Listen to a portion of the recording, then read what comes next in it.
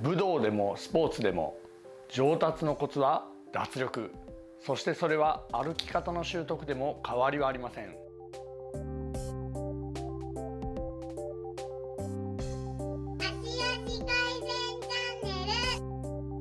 前回までで更新気味で歩く、チェックのポイント、そしてよくある失敗と学んできました。今現在で大まかな形、フォームはある程度のところまで来ているはずです。ではそのフォームがある程度良くなってきたところで取り組みたいのが、力を抜いてその歩き方をするということになります。この歩き方はゆるかかと歩きというように、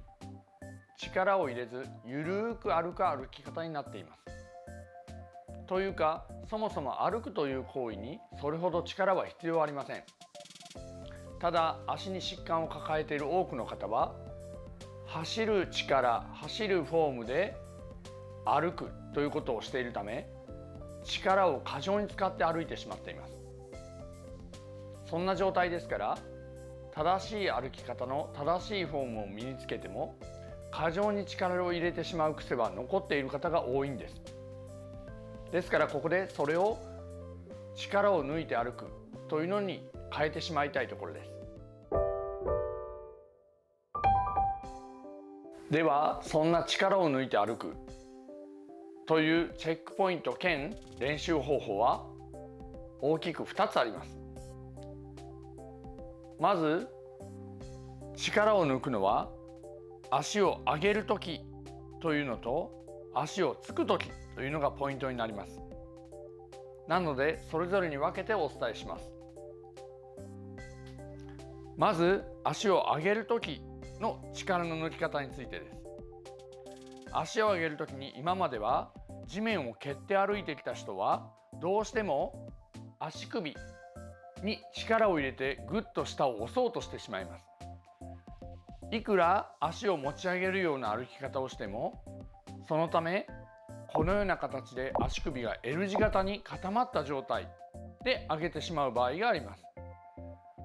これでは次の動作が柔らかくなりません。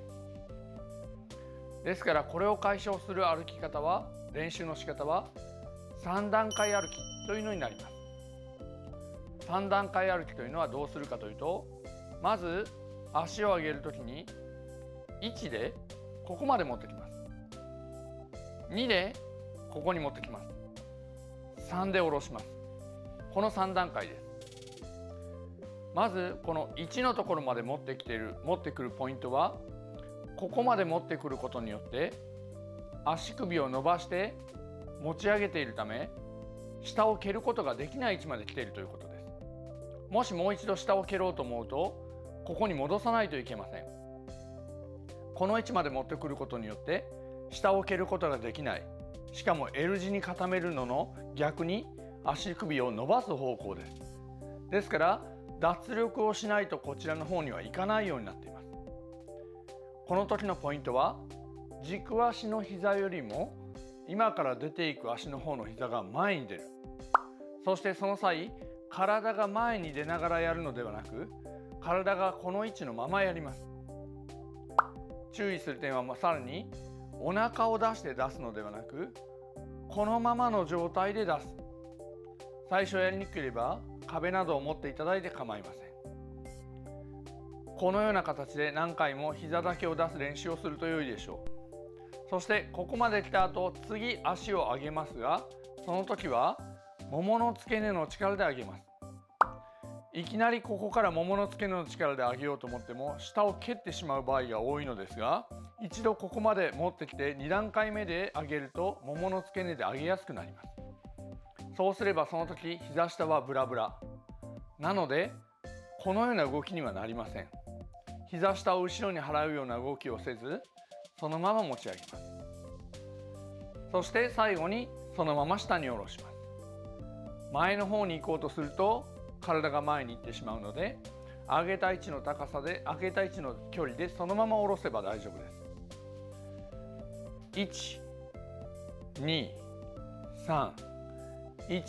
2、3、1、2、3、1、2、3。123123123123123でこのような形。そうすれば上げる足を柔らかく使う練習になります。123123123いかがでしょうか。そして2つ目は着地する時の力の抜き方になります。着地する時ということはこの足が下につく時です。この時にゴンと力強く落としてしまう方が結構おられます。これはなぜかというと、脱力して歩いているのにやはり何か力を入れないと気が済まない、なんか歩いた気がしないという方などはドンというふうに振り下ろしてしまったりします。で、この力の抜き方ですが、ポイントは軸足にあります。下ろす時の柔らかさは軸足でどれだけ柔らかく吸収しているかに関わっているのです。ですからこの足を下ろす時に立ち足、軸足の膝が伸びてしまっているとドンと降りてしまうのです。下ろす時は軸足の膝は柔らかく、軸足の膝は柔らかく、軸足の膝は柔らかく、軸足の膝は柔らかく。そうすると足は柔らかく下ろすことができるようになります。決してこの下ろすスピードをコントロールしようとしては難しくなってしまいます。どちらかというと軸足の柔らかさ、そしてこれは大きなポイントですが、軸足の柔らかさが次この足が上がりやすさにつながっているということです。軸足が突っ張っている方はそこから力を抜いてあげるから遅れてきます。それに対して軸足が柔らかい方は下ろした時点でもうすぐに上がれる柔らかさがある、このような形になります。そうすると皆さんは気づかれるのが、軸足を柔らかくして歩いていくということは、足はピッと突っ張るタイミングというのは一度もないんだなということに気づかれるのではないでしょうか。それはその通りです。着地した後伸びるタイミングというのはないのですね。一度でも伸びてしまうとそれは体が前に行ってしまうので、柔らかく少し曲がったとまではいかないですが抜けた状態のまますぐにまた上がる、これを繰り返しているのです。ということは足に力感や負担はないはずです。膝というのは特に曲げ切ったところか伸ばし切ったところで痛めるようになっています。間であれば柔らかく使っていれば衝撃はこのクッション用の動かし方で抜くことができているはずです。ですからこの歩き方をしていると膝の痛みなどはとても軽快になってなくなっていくはずです。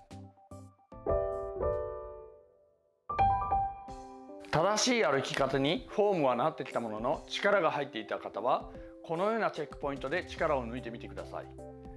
そろそろ次のセカンドステップが視野に入ってきています。